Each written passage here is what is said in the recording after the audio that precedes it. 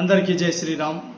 ఈ మధ్య ఎక్కడ చూసినా హిందుత్వం మీద, హిందూ సాంప్రదాయాల మీద విమర్శలు, దాడులు జరుగుతూనే ఉన్నాయి.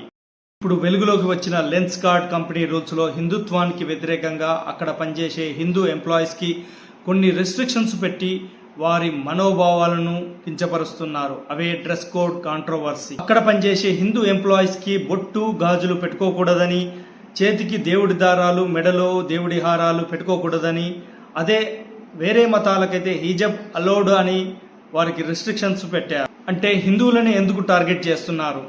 Lens card CEO Piyush Bansal ఒక హిందువే అయ్యుండి కూడా అవి కంపెనీ రూల్స్ అని మాట్లాడటం, అవి సరిచేస్తున్నామని తెలపడం విడ్డూరం. వీరికి బిజినెస్ లో హిందూ డబ్బులు మాత్రం కావాలి, కానీ హిందూగా ఉంటే మాత్రం వీరికి నచ్చదు. అందుకే ఇలాంటి వారికి బుద్ధి చెప్పాలంటే ఇలాంటి కంపెనీ వస్తువులను కొనకుండా వీరికి బుద్ధి చెప్పాలి. ఈ మధ్య ఎవడు చూసినా హిందుత్వంపై విమర్శించడం ఎక్కువైపోయింది.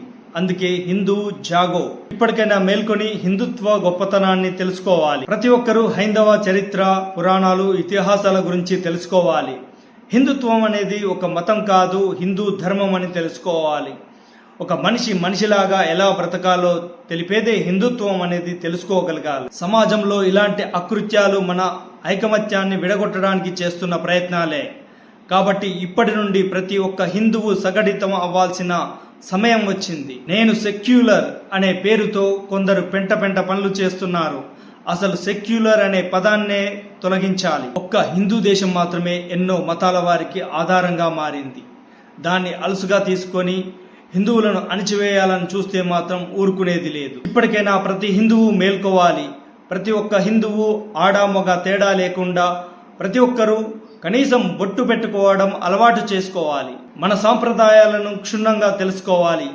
ఏదీ తెలుసుకోకుండా నోటికొచ్చినట్టు మాట్లాడే వారికి తగిన బుద్ధి చెప్పాలి. జై శ్రీరామ్.